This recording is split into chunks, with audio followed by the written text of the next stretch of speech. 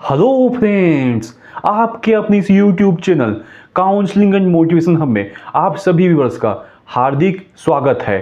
Friends, आज हम आपके सामने दान, दक्षिणा और लूट में क्या अंतर होता है, यह बात आपको बताने जाएंगे। फ्रेंड्स, इन तीनों टॉपिक का आइडिया मुझे चाणक्य नाम से एक सीरियल है, उस सीरियल का जब मैंने एक सीन देखा तो सीन देखने के पश्चात मेरे दिमाग में इस प्रकार का आइडिया आया।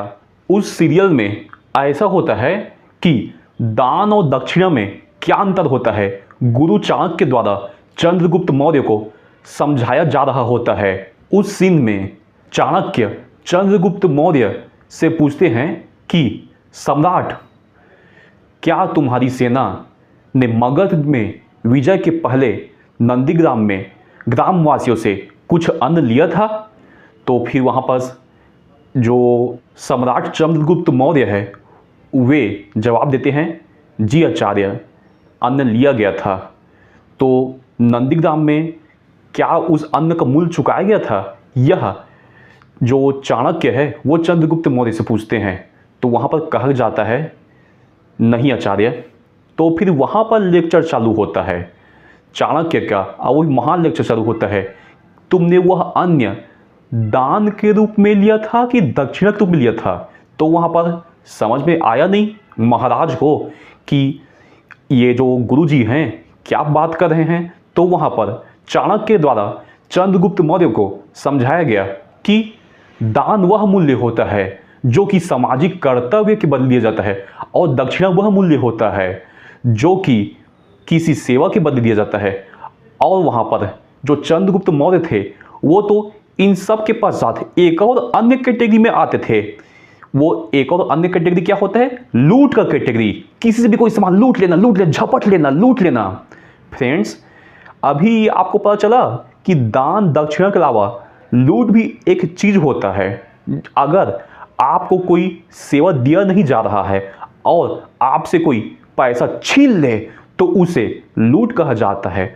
और वहां पर चंद्रगुप्त मौर्य ने जो नंदीग्राम के जो ग्रामवासी है वहां पर वो अनाज का लूटपाट किया था सम्राट ने, इसलिए उसको दान दक्षिणा के अलावा हम लूट की कैटेगरी में रख सकते हैं।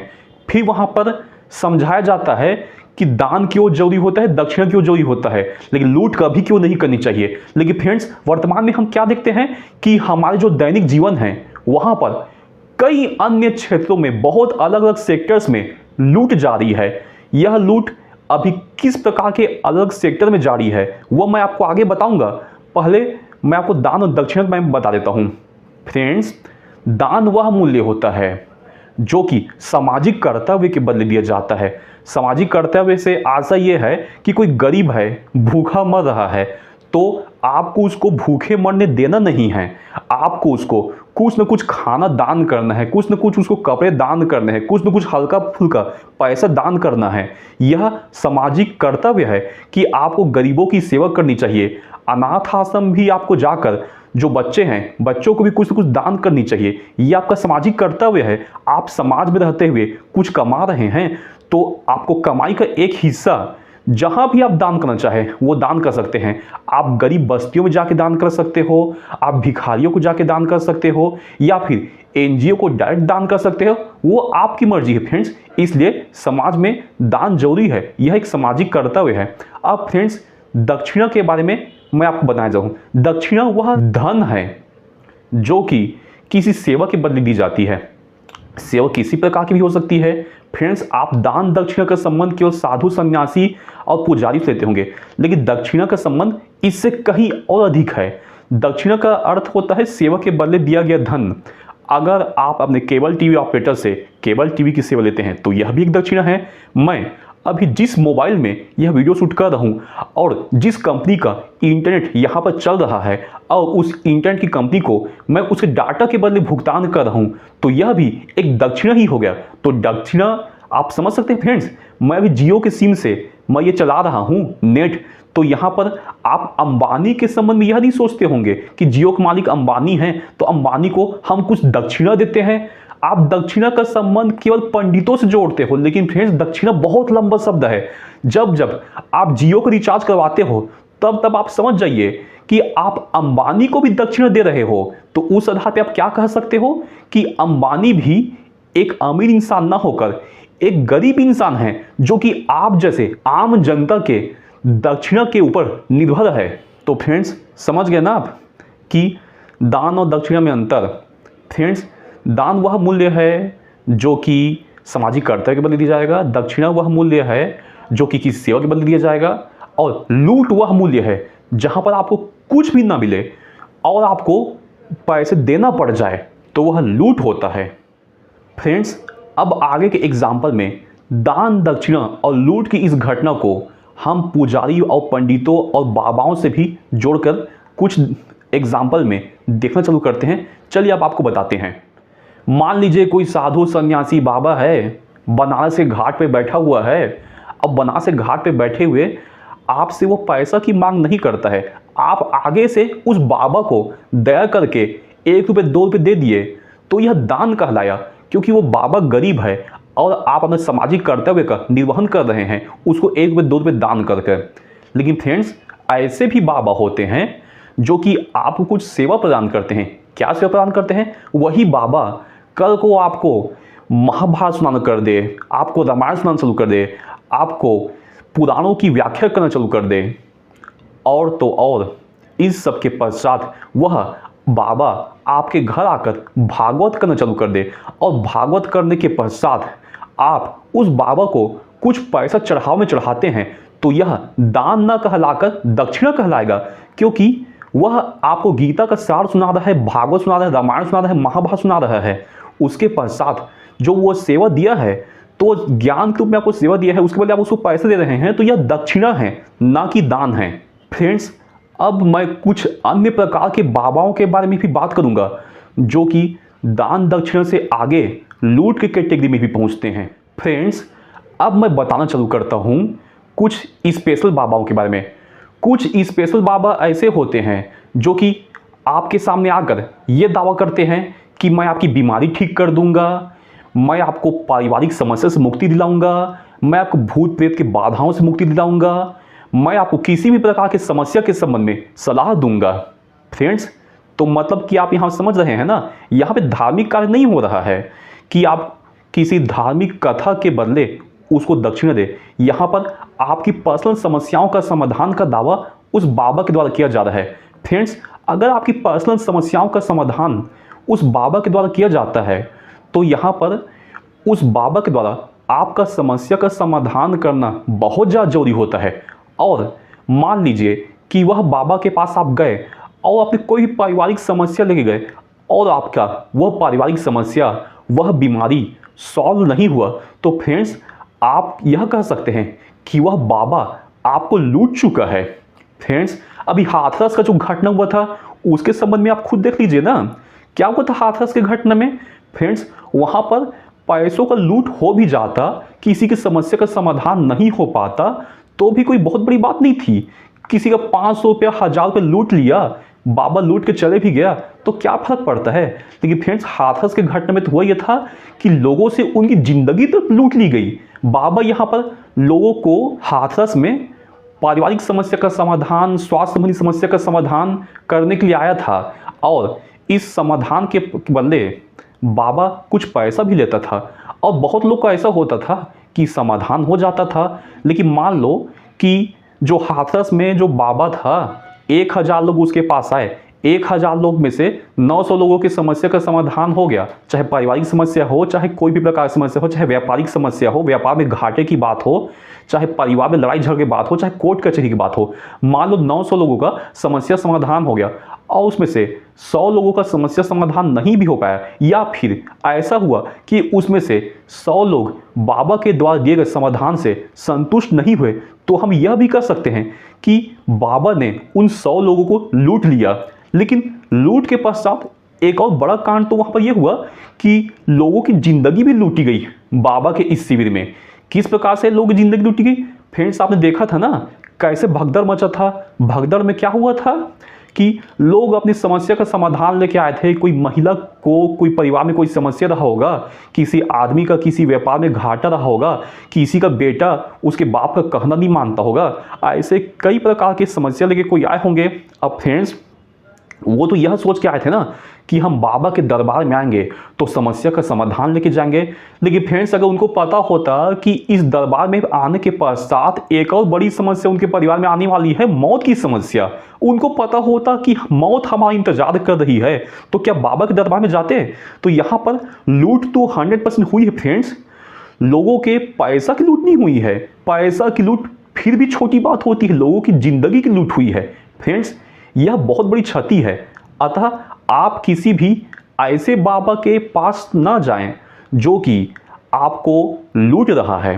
फ्रेंड्स बाबाओं के इस प्रकार के शिविर में अगर भागदड़ मच जाए तो जान माल के लूट का भी खतरा बने रहता है। इसलिए फ्रेंड्स मैं आपको यही सलाह दूंगा, किसी भी पंडित, पुजारी या बाबा को आप केवल दान और दक्षिणा दीजिए।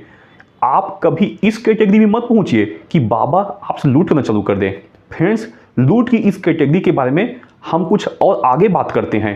सबसे बड़ा लूट तो हमारे जो पूरा इतिहास रहा है, इतिहास में शासक वर्ग ने किया है। मतलब कि जो भी राजा महाराजा है उन्होंने, आपने अब तक के डकैतों के लूट के किस्से तो बहुत सुने होंगे कि डकैतों ने वहाँ पर उसके घर में धावा बोल कर लूट दिया, कि डकैतों ने बैंक पे धावा बोल कर लूट दिया। लेकिन फ्रेंड्स जो शासक वर्ग हमारे जो राजा महाराजा होते थे, यह भी भारी भरकम टैक्स लगाकर लूटपाट करते थे।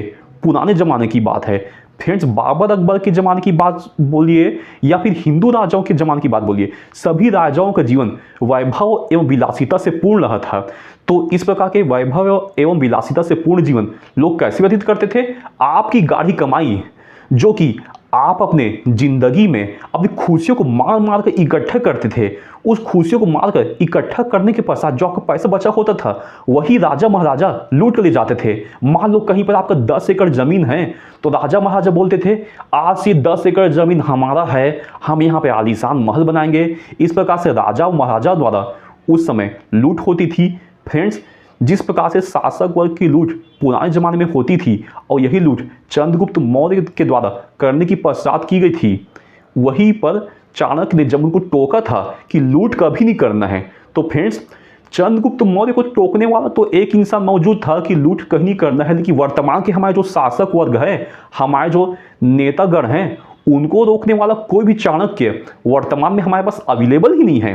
फ्रेंड्स नेताओं के लूट के किस्से अब आपको बताना चालू करता हूं।